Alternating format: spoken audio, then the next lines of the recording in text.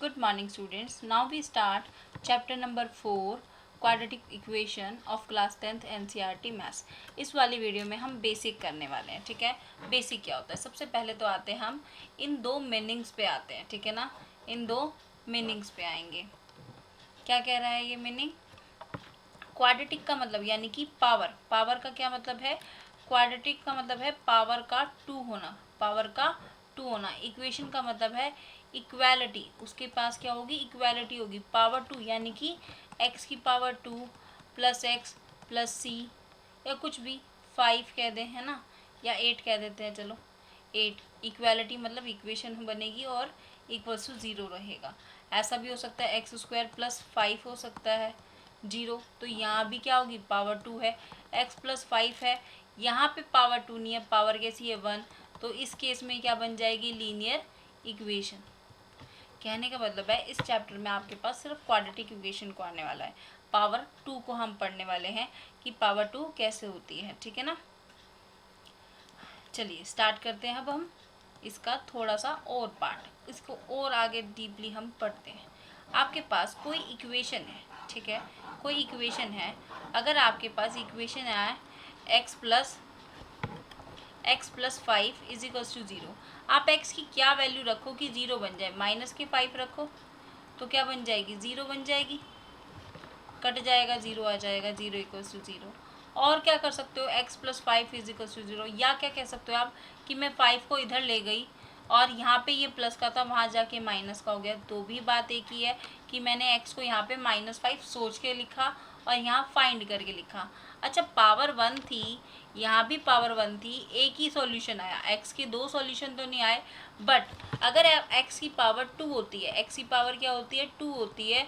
तो मेरे पास x की 2 वैल्यूज़ आएंगी. कैसी वैल्यूज़ आएंगी? 2 वैल्यूज़ आएंगी. अब इसे निकालने के हमने फैक्टर्स पढ़ा था. ठीक है ना, फैक्टर्स हमने पढ़ा था अलजेब्रा में 8th क्लास में. 9th में भी आपने थोड़ा सा फैक्टर किया ही है. क्या किया है हमने कि सेकेंड एक्सरसाइज में भी किया है, सॉरी सेकेंड चैप्टर में भी किया है. 6, ये कांस्टेंट की मल्टीप्लाई किससे करते हैं? इसके कोफिशिएंट यानी कि इसके 1 से मल्टीप्लाई करेंगे.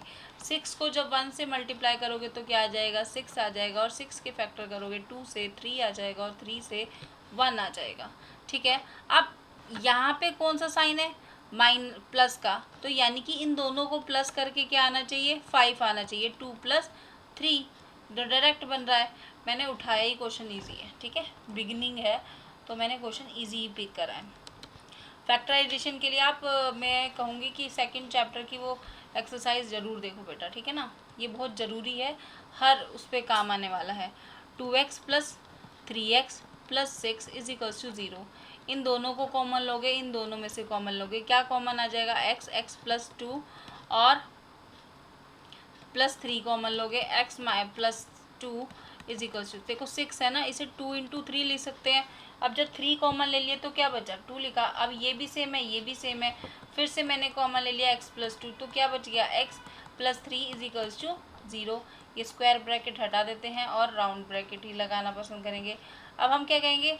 अगर 0 कोई दो नंबर है मेरे पास, है ना, 10 और 0, या तो 0 0 के इक्वल रहा होगा या 10 0 के इक्वल रहा होगा, या तो इसकी सॉल्यूशन 0 आ रहा होगा या इसका सॉल्यूशन, दोनों को मिला के क्या आ रहा होगा? 0 बन रहा होगा.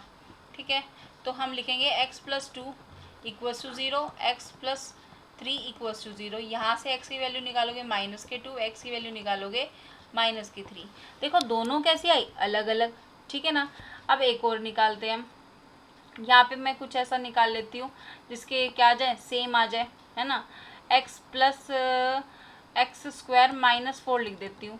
अब ये उधर जाके किसका हो जाएगा? प्लस का हो जाएगा. और ये पावर 2 है. या ये कह दूँ कि x माइनस ये आ जाएगा, रूट यहाँ जाएगा 2 क्रॉस 2, तो x की वैल्यू क्या आ गई? 2 आ गई, है ना. यहाँ पे 2 लिख देते हैं. ठीक है, x की वैल्यू क्या आ गई? 2 आ गई. अब स्क्वायर से जब रूट से जब बाहर निकलता है तो प्लस माइनस में आती है, यानी कि एक x किसके इक्वल होगा? 2 के, और एक x किसके इक्वल होगा? -2 के. अब यहाँ पे साइन आए कैसे?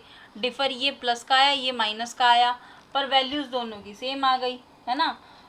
या फिर हम ये कह दें दोनों को प्लस प्लस रखोगे तब भी सेम आंसर आएगा, 0 तो फिर भी बनेगा। कहने का मतलब है कि हम पावर 2 होना यानी कि x की 2 वैल्यू आना, और डिपेंड करता है कि जैसा वो इक्वेशन है कि उसके रूट्स के नेचर कैसे होंगे, रूट्स का नेचर कैसा होगा, ठीक है ना, नेचर कैसा होगा वो देखेंगे। वो डिपेंड कर रहा है, कहीं हम फैक्टर्स बता रहे हैं, ठीक है। अच्छा एक चीज़ और बताती हूँ, आपके पास कोई इक्वेशन है, सपोज करो x² + 7x + 6 नहीं लेती 16 ले लेती हूँ इक्वल्स टू 0। अब यहाँ 16 को मैं ब्रेक कर रही हूँ, 16 को मैंने 1 से मल्टीप्लाई करा, 16 ही आ गया। 16 को मैंने ब्रेक किया 2 से, आ गया 8, फिर 2 से 4, फिर 2 से किया कितना 2, अगेन 2 दे 1, ठीक है। अब मैं इसे अरेंज कर रही हूँ कि प्लस करके मेरा 5 बन जाए। 2 2 ज़ा 4 और 4 4 2 2 ज़ा 4, 4 + 4 तो मेरा 8 बन रहा है, 7 तो नहीं बन रहा है। चलो एक और देख लेते हैं, 8 + 2, ये तीनों को ले लेती हूँ, है ना, 8 + 2 10 बन रहा है, 7 तो फिर भी नहीं बन रहा है। कहने का मतलब है कि जब फैक्टर ना हो, ये तो फैक्टर हो गए थे हमारे, क्या हो गए थे, इस वाले में हमने जो एग्जाम्पल लिया था इसके फैक्टर्स बन गए थे। सपोज करो कि फैक्टर बने ही ना, तो आप क्या करोगे, तो क्या कहोगे कि x की वैल्यू एग्जिस्ट नहीं करती, करती है। देखो उसके लिए फॉर्मूला, स्टैंडर्ड फॉर्म हमने पढ़ी है, ax² + bx + c = 0। इक्वेशन और पॉलिनोमियल, अगर पॉलिनोमियल की बात आती तो सिर्फ हमारा ax² bx + c होता और इसे हम कहते पॉलिनोमियल, ठीक है ना, पॉलिनोमियल। बट यहाँ पे इक्वेशन है, ये क्या है आपकी इक्वेशन। अब ये डिपेंड करेगा कि ये इसके फैक्टर्स बन रहे हैं या नहीं बन रहे हैं। अगर सपोज करो इसके फैक्टर नहीं बन रहे तो आप भी तब भी तो सॉल्यूशन निकलेगा ना, x की कुछ ना कुछ तो वैल्यू रही होगी कि 0 बन गया। तो उस केस में क्या करेंगे, x = माइनस का b प्लस माइनस, देखो प्लस माइनस क्यों लिख रहे हैं कि एक बार प्लस रख के सॉल्व करोगे, एक बार माइनस करके, क्योंकि पावर 2 है ना तो 2 सॉल्यूशन बैठेंगे। और √ b² - 4ac अपॉन में 2a, ठीक है। एनसीईआरटी बुक में ना इसका नेम नहीं लिखा, पर इसका नेम होता है श्रीधराचार्य सूत्र, ठीक है, श्रीधराचार्य फॉर्मूला।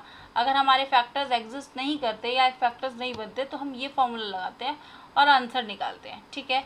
अब आंसर कैसे, 2 पार्ट्स में मैंने आपको बताया कि माइनस के b + b² + -4ac और अपॉन में 2a, और एक बनेगा माइनस का b माइनस का b² - 4ac अपॉन में 2a, ठीक है। ये 2 चीज़ है आपके पास, इतना क्लियर हो गया। ये 2 सॉल्यूशन निकलेंगे, पावर 2 है तो 2 ही सॉल्यूशन निकलेंगे। अब आता है कि मैं कह रही हूँ कि कभी ऐसा होगा कि दोनों सॉल्यूशन क्या आ जाएंगे, 0 आ जाएंगे, कभी दोनों तो सेम सेम आ जाएंगे। ये भी 5 आ गया x की वैल्यू, और दूसरी वाली निकाली x की वैल्यू और वो भी 5 आ गई, ठीक है। कभी डिफर साइन आ जाएंगे, x = -5 और x + का 5 आ जाएगा। कई बार आपके ये नंबर बनेंगे नहीं, आयोटा में बन जाएंगे, ठीक है। ये आयोटा अभी आपने पढ़ा नहीं है, पर ये ऐसे होते हैं, रियल नंबर नहीं होते, कॉम्प्लेक्स नंबर कहते हैं हम इसे, ठीक है। रियल नंबर वो नंबर होते हैं, जैसे कोई लाइन खींची मैंने, यहाँ से 0 है, यहाँ 1 है, यहाँ 2 है, तो इन दोनों के बीच में कितने पॉइंट है, देखो ये आपने कह दिया 0.1 है, ये आपने कह दिया 0.2 है, ऐसे कर करके आपने इसे बोल दिया 0.9 है, लेकिन इसके बीच में भी तो बहुत सारे पॉइंट हैं। तो ये होता है हमारा रियल नंबर, ठीक है, जिसमें हमारे पॉजिटिव, नेगेटिव, इंटीजर और इरेशनल, ये सारे के नंबर क्या हो जाते हैं, एग्जिस्ट करते हैं, ठीक है। तो हमारे उस केस में हम क्या करेंगे, हम एक डी को रिप्रेजेंट करते हैं जिसका नाम है डिस्क्रिमिनेंट, डिस्क्रिमिनेंट। अब ये किसके इक्वल होता है, d की वैल्यू को होती है b² - 4ac, ठीक है। अब डिपेंड करेगा, d के 3 केस हैं, d के कितने केस हैं, 3 केस हैं। पहला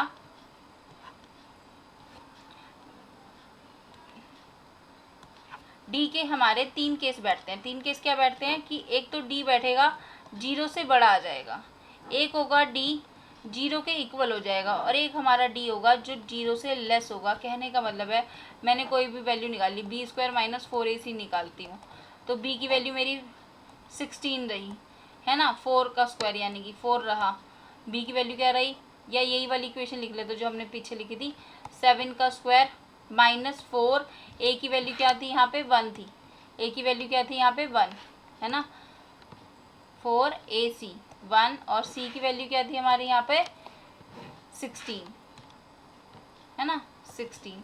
अब इसे हम सॉल्व करेंगे, देखेंगे डी हमारा कैसा आ रहा है, पॉजिटिव आ रहा है, नेगेटिव आ रहा है या इक्वल्स टू 0 आ रहा है। अगर ये आता है पॉजिटिव तो हमारे रूट्स होंगे रियल एंड डिस्टिंक्ट। डिस्टिंक्ट मतलब अलग अलग। तो हमारे यहाँ पे रूट्स कैसे होंगे, रियल और एंड इक्वल होंगे, ठीक है। यहाँ पे हमारे नॉट रियल आ जाएंगे, नॉट रियल, ठीक है, नॉट रियल रूट्स। इतना समझ में आ गया। ये भी रूट्स का नेचर रहेगा और ये भी रूट्स का नेचर रहेगा और ये भी रूट्स का नेचर रहेगा। अब एक चीज़ और आती है, बहुत ही बेसिक है वो भी, क्या कि बेसिक में ये है कि पॉलिनोमियल है या नहीं है। 1/x² + 2x + 3 = 0, क्या ये पॉलिनोमियल होगी? ना तो ये क्वाड्रेटिक पॉलिनोमियल है ना, क्यों? क्योंकि पावर कैसी होती है, हमेशा होल नंबर में होती है, होल नंबर में होती है। कभी भी x की पावर -1 नहीं होगी, x की पावर 1/2 नहीं होगी, x की पावर 1/3 नहीं होगी, ये कुछ भी ऐसा एग्जिस्ट नहीं करता। पावर देखो यहाँ पे पावर 2 है, लेकिन अगर मैं इसे ऊपर लिखूँगी तो -2 करके लिखूँगी ना, समझ गए। और कभी भी एक चीज़ और, x² + 3x + 5 = x² + 4x + 7x। अब बताओ ये क्वाड्रेटिक पॉलिनोमियल आप कहोगे हाँ पावर 2 भी है, पावर 2 भी है, क्या ये दोनों एक दूसरे से कट नहीं रहे? या ये प्लस का है तो उधर जाके माइनस का हो जाएगा, x² - x² प्लस का 3x और ये माइनस का 4x प्लस का 5 माइनस का 7 = 0। ये दोनों कट गए तो क्या यहाँ पे क्या बचा, -x, और यहाँ क्या बचा -2, माइनस कॉमन ले लिया, x + 2 = 2। बताओ क्या अब ये क्वाड्रेटिक इक्वेशन है? कहने का मतलब है जब भी आपके पास कोई भी इक्वेशन आएगी, जब तक आप फुल एंड फाइनल उसे सॉल्व नहीं कर लेते, x² एक तरफ, फिर x एक तरफ, फिर कांस्टेंट वैल्यू एक तरफ, ठीक है ना, तब तक आपकी पॉलिनोमियल को कोई भी डिफाइन नहीं कर सकता। सपोज x + 2 और x + 3 है = x + 7 है और x माइनस कर देते हैं, एक आधा माइनस का भी रखना चाहिए ना,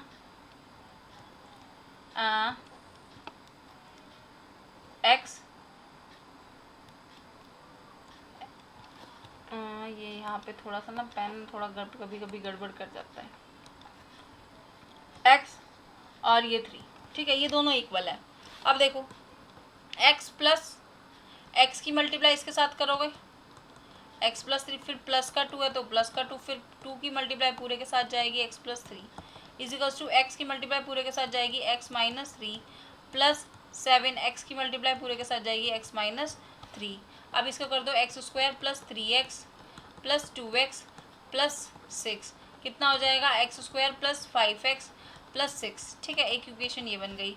अब यहाँ बनेगी x² और यहाँ पे हो गया ये माइनस का 3x प्लस का 7x और माइनस के 21। अब इन दोनों को सॉल्व करो, x² प्लस के 4x माइनस 21 है ना, ये x² से x² कैंसिल हो गया, यहाँ पे 5x minus 4x plus 6 plus के 21 = 0। इन दोनों को सॉल्व करोगे x और इन दोनों को सॉल्व करोगे 27। तो क्या ये आप क्वाड्रेटिक इक्वेशन है? तो आप कभी भी डायरेक्टली नहीं बोलोगे, उसे सॉल्व करके बताना होगा कि वो क्वाड्रेटिक पॉलिनोमियल बन रही है नहीं बन रही है। सबसे मेन जो इसमें रहेगा वो आपका यही रहेगा, डिस्क्रिमिनेंट। ये > 0 होता है तो रियल होंगे और डिस्टिंक्ट होंगे।